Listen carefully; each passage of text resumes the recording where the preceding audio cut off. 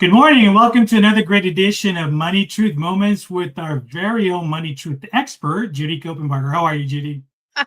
I'm great. How are you doing, Carlos? I'm doing fantastic. It's another beautiful Tuesday, and here we are doing another great episode, right? Where you get to share your wisdom. I'm How's ready. things going with you? That sounds great. Let's go.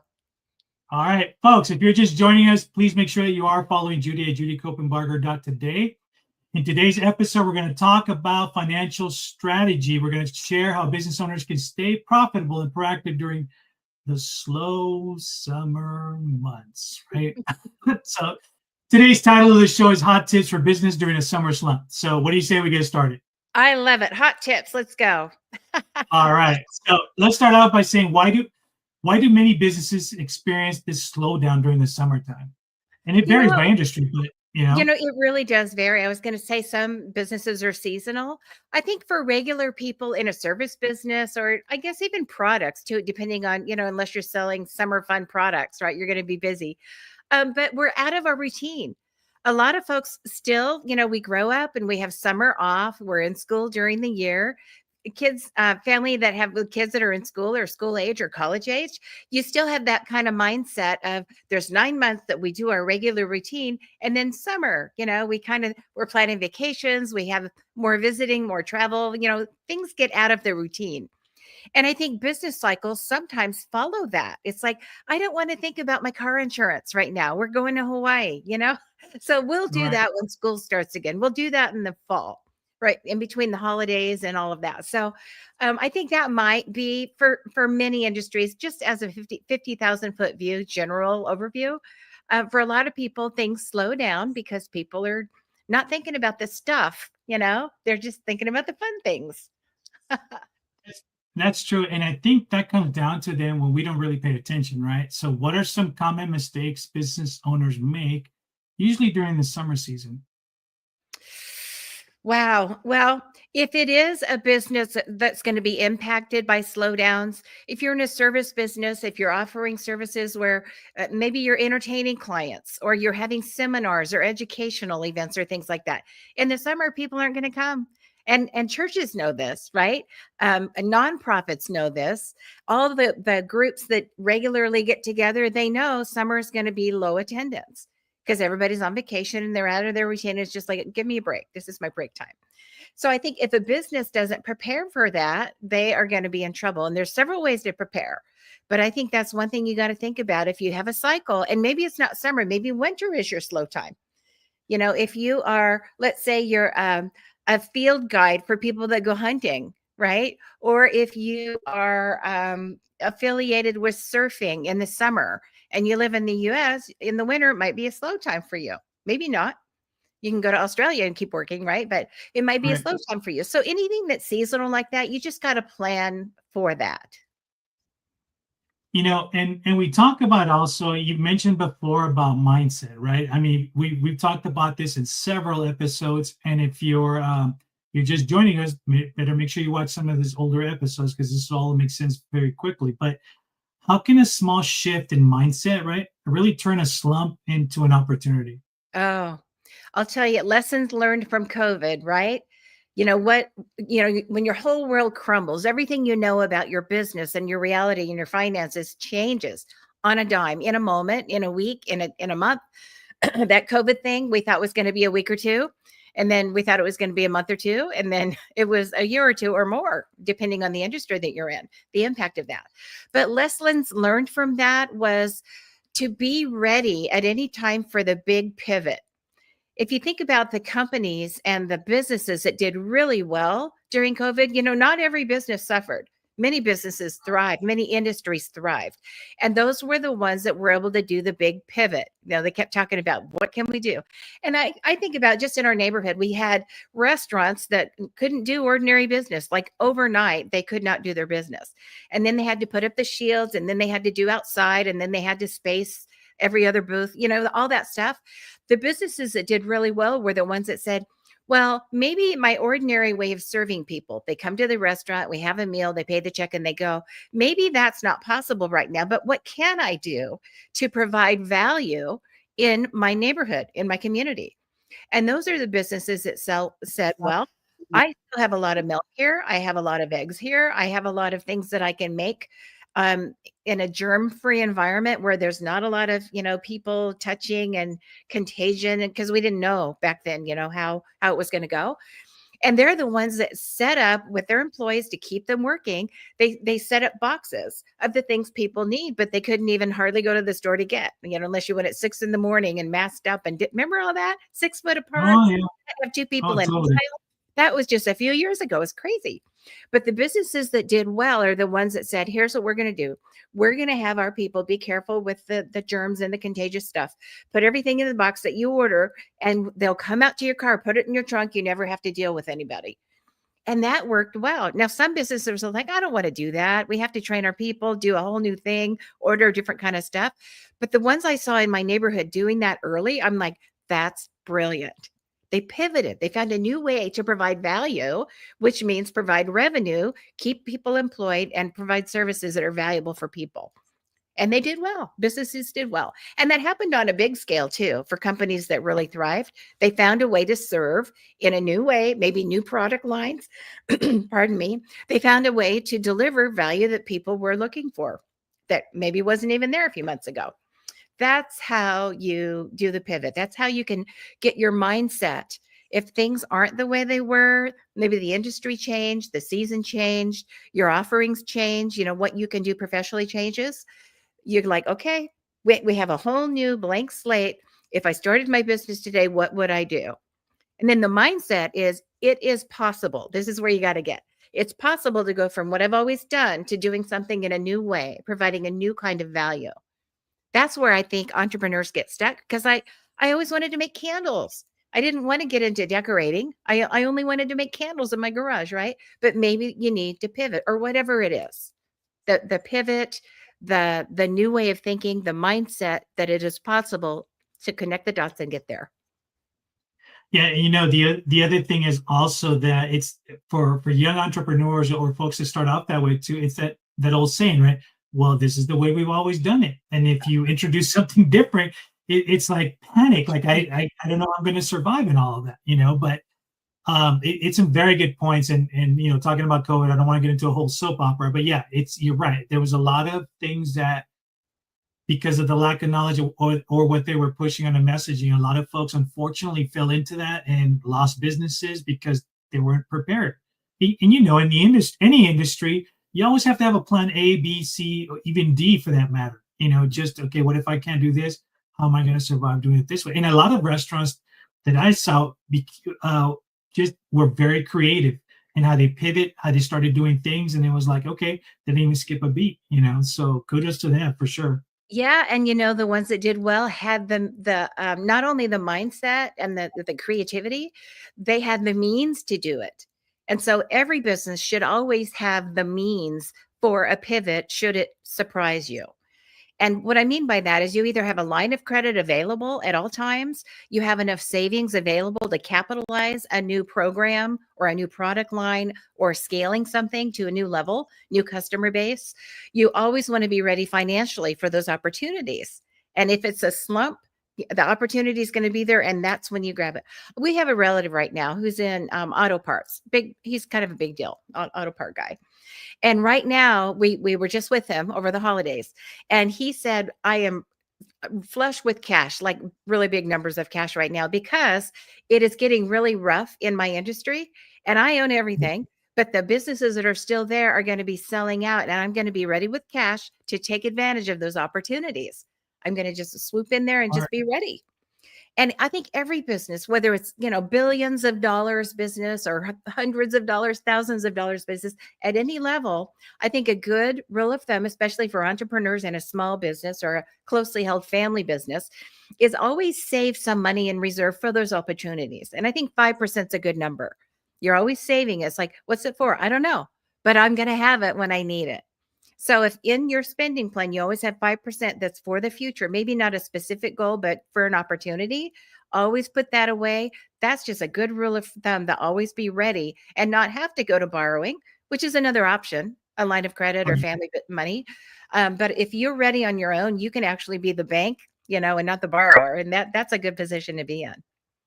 That's true. And that actually it's part of my was going to be part of my next question, but maybe you can expand a little bit about the steps that business owners should take to manage that cash flow, especially when when it dips in revenue. Well, it's just like at home, if you have a skinny month or maybe, mom stays home to have the baby, and raise the baby for 6 months or a year or whatever, your income was higher than it is now. And that can happen in business too, maybe because of cycles or because of industry, because of COVID, because of anything, right? And so it's just sometimes you have to belt tighten. And I talk to clients sometimes about you're in a season of the bottleneck. You had all this money and all this stuff going on. Now you don't. Maybe your kids are in college and that's pulling on the income, the revenue. And then it opens up again. It's not forever. Nothing is ever forever. And if you say, I don't like this season, just wait, get prayed up, right? And just wait, the season will change and it will be better. And they say that about the weather in Colorado. They always say, if you don't like the weather, just wait 30 minutes. Because in the mountains, it changes all the time. You like the rain here, just wait, it's coming. If you don't like the rain, just wait. The sun is going to come out. The birdies will sing and everything. So it's just a matter of being creative, being ready, kind of going with the flow, preparation. I'm a planner.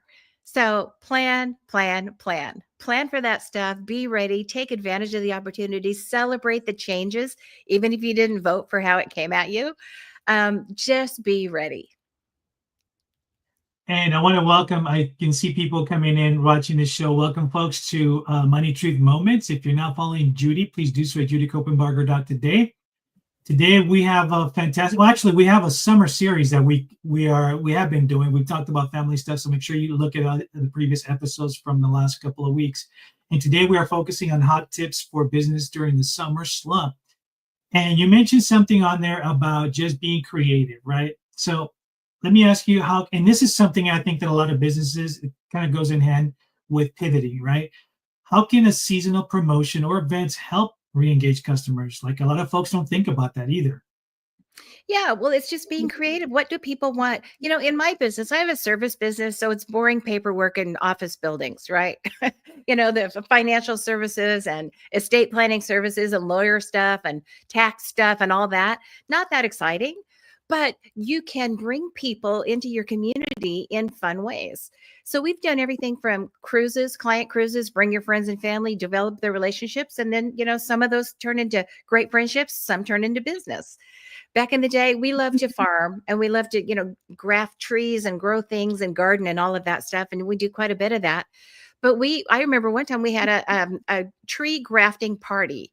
In fact, we did two of them, but we brought in a specialist that was an expert at grafting trees and, fruit trees and put the woods together and how to do all that. And we brought in people. That was one of our most amazing events.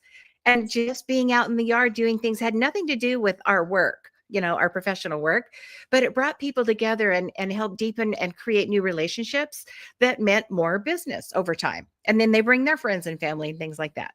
We did back there used to be a show called the Antique Roadshow. You may have seen it, where people have Yes, this thing I in the love that. attic from grandpa and it was from the war, whatever. And then they get it evaluated and they say, here's the value for that. Some expert that knows it's like, wow, I didn't know it was like that. Well, we did an event like that. We had a dinner and we said, everybody bring an antique and bring a friend, right? So we invited clients and friends of the firm, but everybody there brought people. And so your ticket in was bring an antique and a friend, and it can't be the same. It can't be an antique friend, right? And we just had the best time, develop relationships. People got to know us. We got to know them because we are just as careful about the clients we choose than the clients being careful about the professionals they choose. And I think that needs to be a really good uh, intentional relationship for sustainability. But we did that. So that was just fun.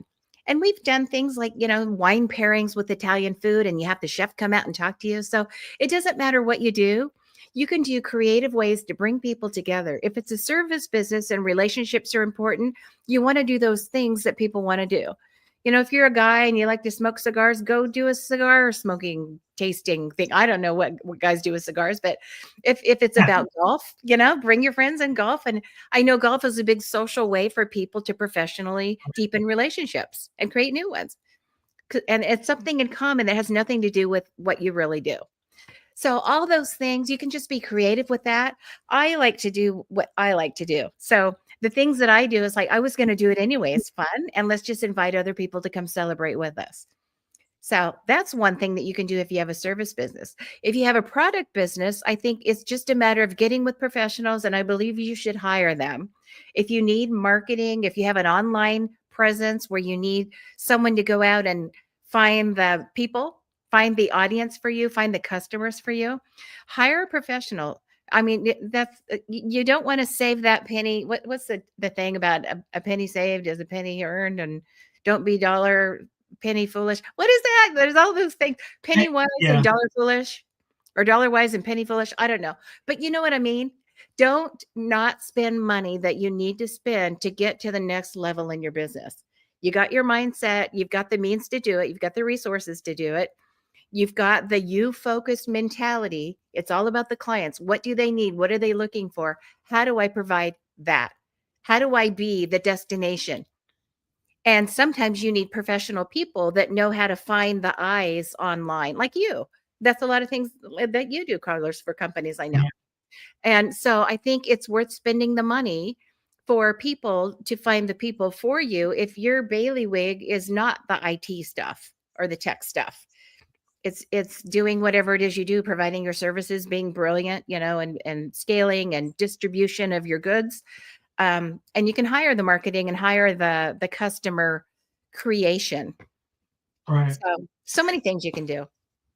Yeah. Just And folks, thank you again for joining us this morning. But I have one quick question to ask you before we get towards the end of the show. And it's, what's the number one mindset shift that either business owners or entrepreneurs need to make for seasonal success? Well, I think for any kind of success, not just seasonal and not just getting through the skinny times and not just dealing with, the ordinary flows of business where some is high and some is not so good. Sucky, some people, business term is, it was kind of sucky, That's the it's legal just, term, right?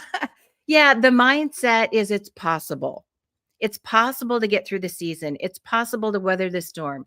It's possible to manage a new regulation that impacts my business, not in a good way.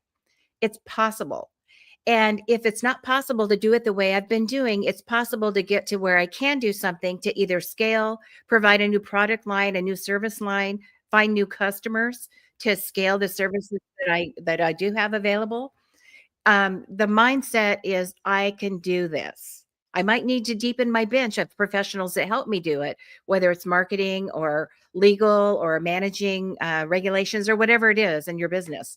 But it's possible. Maybe it's just hiring the right people to, be out in the garage making your bailiwicks that you're selling, right? Whatever it is, get your team together, get the mindset together, and be a leader. If you're a business owner, an entrepreneur, you are a leader. So develop those leadership skills and, work those muscles and have the right mindset. And that will totally carry down all the way down. People follow you when you're a leader, all the way down to where you park your car. You'll notice people will start parking their car at the same place you do, right? They'll walk the same way. They'll show up the same time. They will follow your leadership. So get the mindset on right, get your team, and then lead your team, and you'll get there. All right, folks, great advice. And we are at the tail end of our show, so you know what that means.